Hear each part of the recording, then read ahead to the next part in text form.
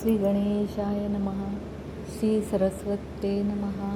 स जयति सिंधुर्वदन देवो यत्पादपङ्कजस्मरणं वासरमणिरीव तमसां राशीन् नाशयति विघ्नानां.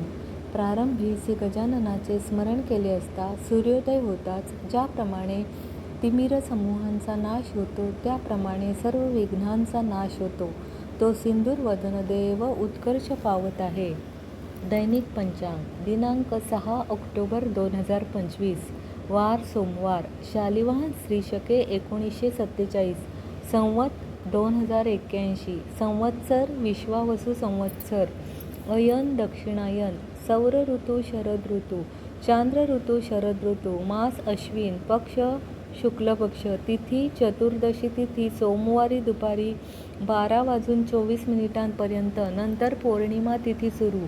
नक्षत्र उत्तरा भाद्रपदा नक्षत्र पहाटे 28:02 नंतर रेवती नक्षत्र सुरू.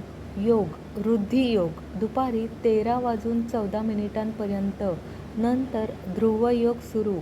करण दिवाकरण वणिज दुपारी 12:24 नंतर विष्टी अशुभ करण सुरू. रात्र 22:54 नंतर भवकरण सुरू.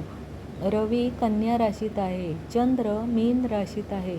आज आकाशात राशीत असणारे ग्रहज्ञान. मेष राशीत कोणताही ग्रह नाही. वृषभ राशीत हर्षल वक्री 6 अंशावर.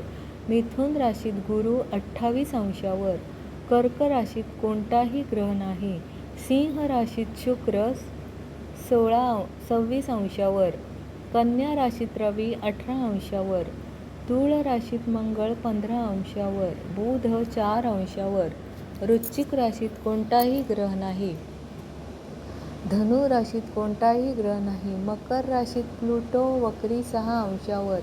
कुंभ राशीत राहू वक्री 24 अंशावर. मीन राशीत चंद्र 2 अंशावर. शनी वक्री 3 अंशावर. नेपच्यून वक्री 6 अंशावर. आज आकाशातील ग्रहांचे अंशात्मक प्रमुख योग. चंद्र लाभयोग हर्षल. चंद्र युतियोग नेपच्यून. चंद्र लाभयोग प्लुटो. बुध षडाष्टक योग नेपच्यून.